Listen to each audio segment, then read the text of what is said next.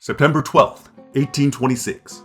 A stonecutter named William Morgan awaits his fate in a Canandaigua, New York jail, purportedly over an unpaid $2 tavern bill. The attention he commands from local authorities, however, exceeds that due a petty debtor, and indeed he has committed a far grander offense. William Morgan has written and is prepared to publish an exposé revealing the secrets of Freemasonry. In recent weeks, both he and his prospective printer, David Miller, have faced harassment by mysterious mobs, with Morgan's home forcibly entered and searched, and Miller's shop the target of attempted arson. Suddenly, Morgan learns that his debt has been paid. But by whom? He is released into the custody of unknown men and forced into a waiting carriage. No one knows exactly what happens next, except that Morgan is never seen alive again. His last recorded word, confirmed by both his cellmate and the jailer's wife: murder. Stay tuned for the rise of the Anti-Masons on this episode of Bigfoot's Great American History Show. The Fraternal Order of Free and Accepted Masons traces its roots to the stonemason guilds of the Middle Ages. As with most medieval guilds, stonemasons employed oaths of secrecy for purposes of economic self-protection.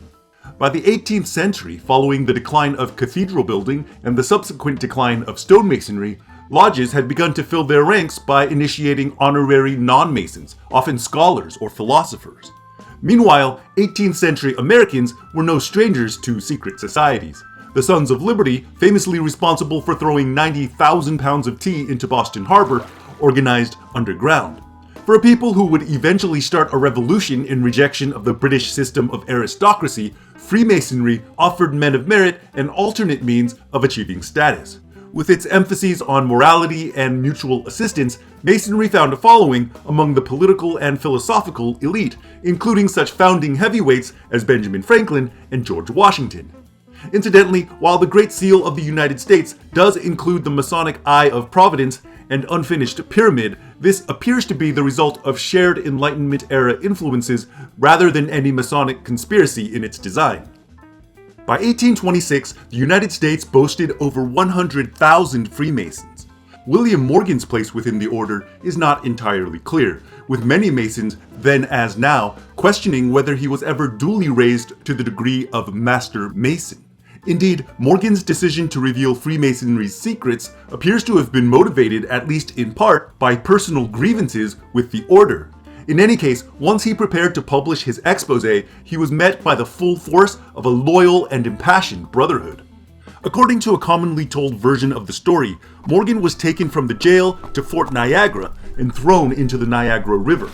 A decomposed body that later washed up on the shores of Lake Ontario was positively identified by both Morgan's wife and dentist.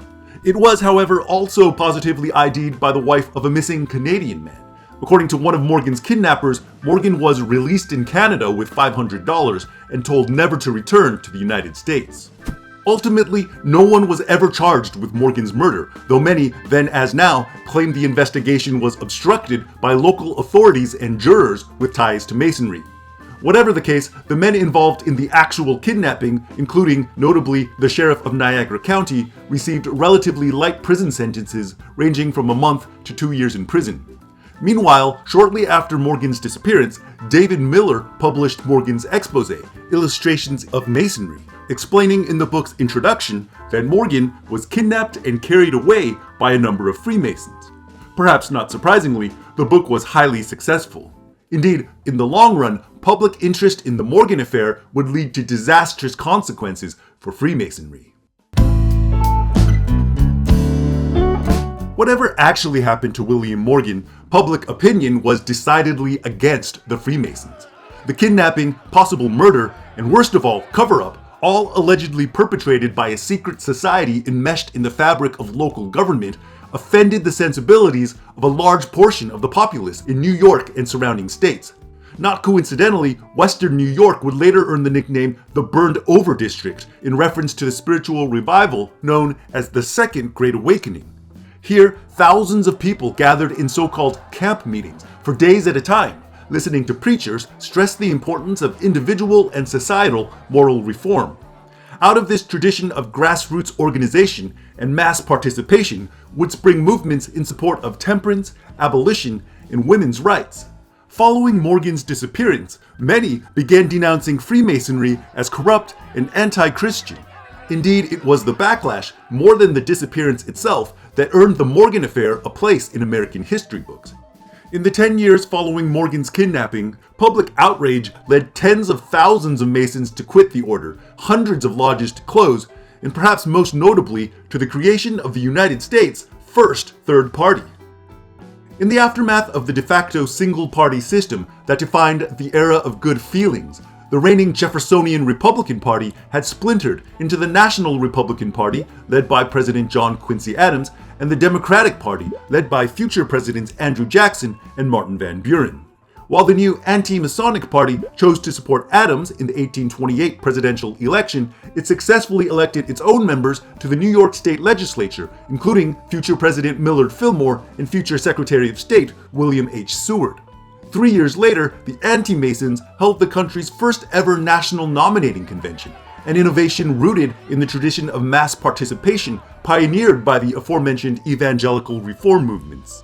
The National Republicans would hold a convention later in 1831. They would be followed by the Democrats in 1832 and by all major American political parties down to the present day. The anti-Masonic movement took root primarily in rural areas and small towns in New York, Pennsylvania, and parts of New England. Here, voters were more likely to be suspicious of big cities, where Masonry and machine politics were strongest. While waving the banner for transparency in government, anti-Masonry was also marked by a fear of conspiracy, derided by its critics as paranoia. William Wirt, the anti-Masonic candidate in the presidential election of 1832, won 8% of the popular vote nationwide and the electoral votes of Vermont. In the years following the election, however, the party declined rapidly, with most members joining the new Whig Party in opposition to the reigning Democrats, who had placed yet another Freemason in the White House. In 1850, American Masons established the Order of the Eastern Star, an appendant body open to women, which helped deflect some criticism during an era of growing calls for reform. By then, of course, the most pressing reform movement was that of anti-slavery, to which many former anti-Masons had rallied. Indeed, the same combination of moral indignation and mass participation that had led to the rise of the Anti-Masonic Party soon led to the birth of the Republican Party, founded in 1854 in opposition to the expansion of slavery into Western territories. This, along with the demise of the Whig Party, would set the stage for the two-party system we have today.